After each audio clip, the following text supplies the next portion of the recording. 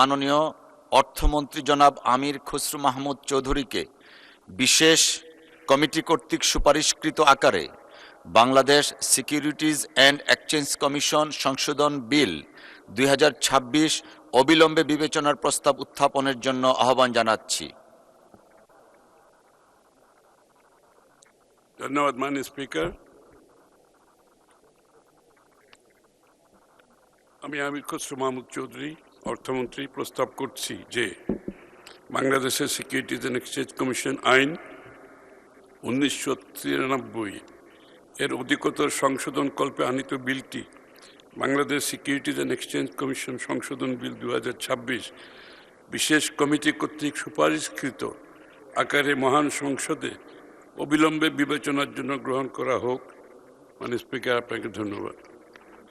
ধন্যবাদ মাননীয় মন্ত্রী। মাননীয় সদস্যবৃন্দ, এই বিলটির উপর জনমত যাচাইয়ের প্রস্তাব দিয়েছেন মাননীয় সদস্য রুমিন ফারহানা, ব্রাহ্মণবাড়িয়া 2। মাননীয় সদস্যবৃন্দ, রুমিন ফারহানা, ব্রাহ্মণবাড়িয়া 2।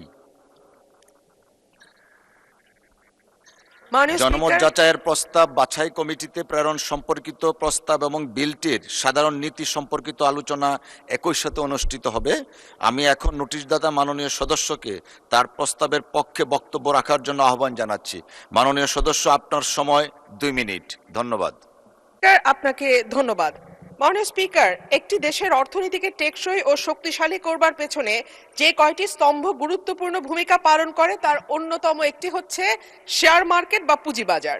আজকের বিশ্বে যেসব দেশের অর্থনীতি সমৃদ্ধ ও প্রতিযোগিতামূলক তাদের শক্তির অন্যতম উৎস হচ্ছে শেয়ার বাজার, কিন্তু আনফরচুনেটলি বাংলাদেশের শেয়ার বাজার 96 সালে একবার এবং 2010 সালে একবার ভয়াবহ রকম পতনের শিকার হয় এবং সাধারণ ছোট বিনিয়োগকারী যারা শেয়ার বাজারে বিনিয়োগ করেছেন তারা ভয়াবহ রকম লসের শিকার হন। এবং দেখা গেছে যে শ্বেতপত্রটি প্রকাশিত হয়েছে সেটি বলছে গত 15 বছরে শেয়ার বাজার থেকে লুট হয়েছে 1 লক্ষ কোটি টাকার ওপরে।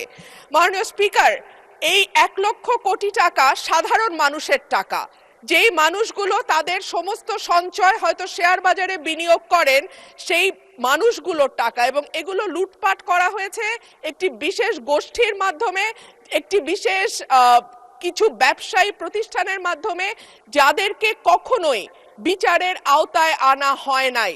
মাননীয় স্পিকার, আমি আশা করব যে বাংলাদেশের অর্থনীতি, যেটি এখন নানান কারণে সমস্যার মুখে আছে, আমদানি রপ্তানির অবস্থা ভালো নয়, পুঁজিবাজারের উপর মানুষের আস্থা নাই, এই সার্বিক পরিস্থিতিতে আমি আশা করব যে মাননীয় অর্থমন্ত্রী বাংলাদেশের শেয়ার বাজার লুটপাটের সঙ্গে যারা জড়িত তাদেরকে যেমন জবাবদিহিতার আওতায় আনবেন, একইভাবে Bangladesh security and exchange commission, যেটা নিয়ন্ত্রক সংস্থা হিসেবে পরিচিত, সেই সংস্থাটিতেও দক্ষ এবং যোগ্য মানুষদের সম্মিলন ঘটিয়ে বাংলাদেশের শেয়ার বাজারকে আবারও একটি আস্থার জায়গায় নিয়ে যাবেন।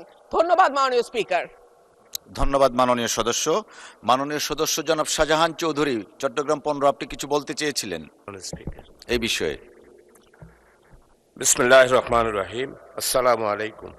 মাননীয় স্পিকার, এই বিলটা আমাদের মাননীয় অর্থমন্ত্রী বাছাই কমিটির মাধ্যমে আমাদের এই মহান পার্লামেন্টে উনি উত্থাপন করেছেন বিবেচনা করার জন্য। আমি গতকালকেই আপত্তি দিয়েছিলাম। তো আজকে সেটা হচ্ছে যে শেয়ার বাজার সম্পর্কে 2010 সালের পার্লামেন্টে আমাদের মাননীয় সংসদ সদস্য বিস্তারিতভাবে সেই দিন বক্তব্য রেখেছিলেন। শেয়ার বাজারে কি পরিমাণ লুটপাট হয়েছে এবং শেয়ার বাজারের মাধ্যমে কিভাবে অর্থ লুটপাট করে বিদেশে পাচার হয়েছে এই জাতি ভালোভাবেই জানে। মাননীয় স্পিকার, কোটি কোটি মানুষ তাদের পুঁজি হারিয়ে পথে বসে গিয়েছে। মাননীয় স্পিকার, মাননীয় সদস্য, আপনি কি আপত্তি দিচ্ছেন? আমি আপত্তি দিয়েছি, আপনি পারমিশন দিলে আমি বিষয়টা আনতেছি। এইখানে যারা লুটপাট করেছেন তাদের শাস্তি করেছেন শুধুমাত্র 5 বছর, আর এরপরে জরিমানা 5 লক্ষ।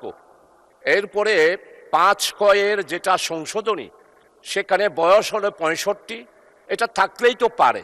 এখন এই 65 বছরটা সেটা অমিট করে দিয়ে এটার বয়স সীমা কোনো কিছু নির্ধারণ না করে আমাদের মনে হচ্ছে, আমাদের মাননীয় স্পিকার যখন সভাপতিত্ব করছিলেন উনি বলেছিলেন যে আমাদের শুধুমাত্র 2006 সালে বিচারপতির কেয়ারটেকার সরকারের 2 বছর বাড়াতে গিয়ে শেষ পর্যন্ত বাংলাদেশে গণতান্ত্রিক ধারা কিভাবে বিঘ্নিত হয়েছে মাননীয় স্পিকার আমরা সবাই জানি।